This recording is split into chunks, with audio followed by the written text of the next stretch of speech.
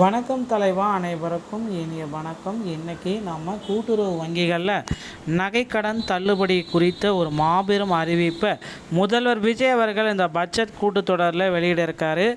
என்ன அப்படின்றத தான் பார்க்கலாம். கூட்டுறவு வங்கிகளில் நகைக்கடன் பெற்றுள்ளவர்களுக்கு ரிசர்வ் வங்கி மற்றும் தமிழக அரசு வழங்கியுள்ள புதிய சலுகை திட்டங்கள் மற்றும் நகைக்கடன் தள்ளுபடி, இதை பற்றி தான் வீடியோவில் பார்க்குறக்கங்க.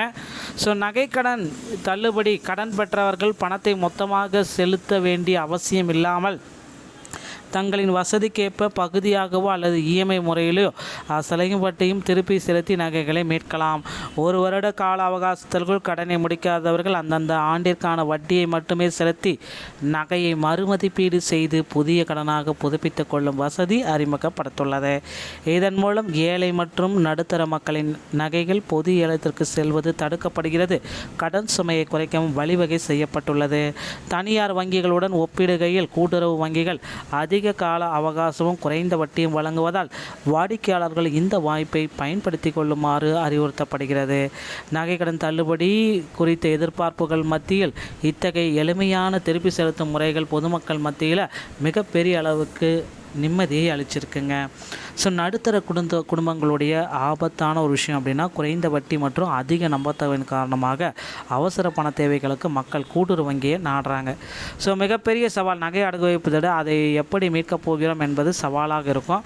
ஆரம்ப காலத்தில் பணத்தை திருப்பி செலுத்த தவறினால் எப்படி வட்டி அதிகரிப்பதோடு நகை பொது ஏலத்திற்கு செல்லும் அபாயமும் இருக்குது.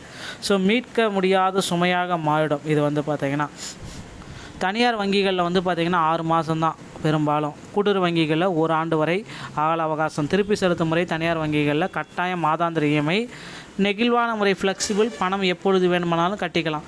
ஏலாபாயம், காலக்கெடு முடிந்தவர்கள் உடனடியாக முன்னறிவிப்பின்றி நகை ஏலத்துக்கு போயிடும்.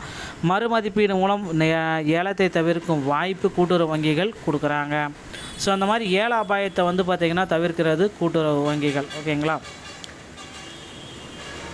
சுமையை குறைக்கும் புதிய பகுதி பணம் செலுத்தும் முறை, ஒட்டுமொத்த அசல் ப்ளஸ் வட்டி, இது எல்லாத்தையும் அவாய்ட் பண்ணுறாங்க. பகுதியாக செலுத்துதல், புதிய சுமையற்ற நிகழ்வு நெகிழ்வான முறைகளை ஆர்பிஐ மூலமாக கொண்டு வராங்க. கடன் சுமையை சிறுக பகுதியாக கட்டும் கட்டண முறையை கொண்டு வந்திருக்காங்க. ஸோ இப்போ பார்த்திங்கன்னா 12 மாத காலக்கெடுவுக்குள் உங்கள் வசதிக்கேற்ப கடனை செலுத்துங்கள். 5000, 12,000, 3,000 அப்படின்ட்டு தொடக்க கடன் பெறப்படுகிறது. இடைப்பட்ட மாதங்கள் குறிப்பிட்ட தொகையோ காலமுறையோ தேவையில்லை. எவ்வளோ முடிகிறதோ அதை செலுத்தலாம். மீதமுள்ள 12 மாதம் ஒட்டுமொத்த அசல் மற்றும் வட்டியை செலுத்தி நகையை மீட்டுக்கொள்ளலாம். ஆண்டு முடிவில் முழு பணமும் இல்லை என்றால் என்ன செய்வது? ஸோ இதுதான் இப்போ பதற்றமே இல்லாமல் முழு பணமுமே இல்லை அப்படின்னா 12 மாதங்கள் முடிந்த பிறகும் முழு அசல் தொகையும் செலுத்தி நகையை மீட்க முடியவில்லை என்றால் சூழ்நிலை நகை பொது ஏலத்திற்கு செல்லும் என்ற அச்சம் தேவையில்லை. கூட்டுறவு வங்கிகள் உங்கள் நகை ஏலப்பட்டியிலிருந்து தடுக்க ஒரு சிறந்த தீர்வும் இருக்குது. ஏலத்தை தடுக்கும் மறுமதிப்பீடு சுழற்சி, வட்டியை மட்டும் செலுத்தி ஓராண்டு காலத்து வட்டி தொகையை மட்டும் முழுமையாக கணக்கிட்டு செலுத்த வேண்டும்.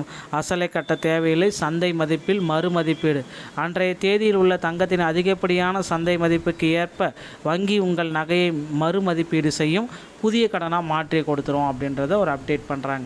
ஸோ இப்போ பார்த்திங்க அப்படின்னா இப்போ இருக்கிற சுச்சுவேஷனில் இந்த நகை கடன் தள்ளுபடி அப்படின்றது எல்லோர் மத்தியிலுமே எதிர்பார்க்கப்படுகிறது. ஸோ கூட்டுறவு வங்கிகளில் 5 சவரனுக்குள்ளாமல் நீங்கள் நகைக்கடன் வச்சுருந்தீங்க அப்படின்னா இந்த தள்ளுபடியை முதல்வர் விஜய் அவர்கள் விரைவில் வழங்க இருக்கார். ஸோ இந்த பட்ஜெட் கூட்டத்தொடரில் இறுதி நாட்களில் இது அறிவிக்கப்படுறதுக்கு நிறைய வாய்ப்புகள் இருக்குது.